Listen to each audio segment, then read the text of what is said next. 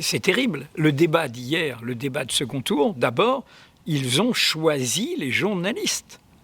Et ils ont notamment exclu une consoeur du service public, Anne-Sophie Lapix, parce qu'ils trouvaient qu'elle posait des questions trop cash, qu'elle était trop indépendante. Et en fait, ils étaient zappés, les journalistes, hier. Même dans la scénographie, ils ont été mis à... C'était comme la table de Poutine, un peu. Hein.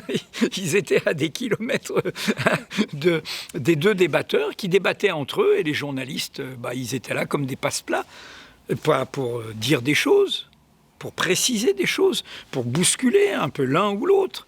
Et c'est vraiment pas ça une démocratie saine. Et on voit bien, puisque le service public est concerné, comment cette dégradation par ces chaînes d'opinion qui peuvent être des chaînes de haine, des chaînes de virulence, des chaînes de divertissement pour le pire, eh bien finalement ça finit par contaminer tout le système médiatique.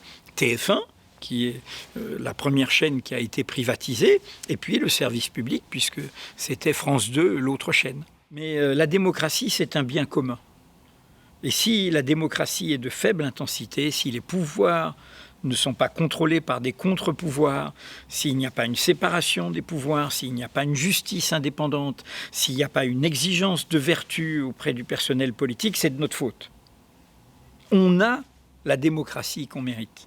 On a la presse qu'on mérite. On a les médias qu'on mérite.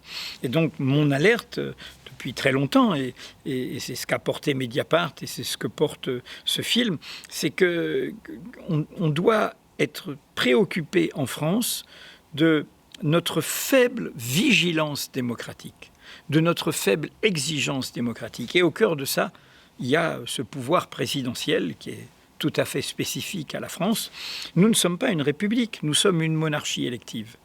Le président a des pouvoirs immenses, la volonté d'un seul confisque le pouvoir de tous, et tout ça crée une forme de désespérance, de ressentiment.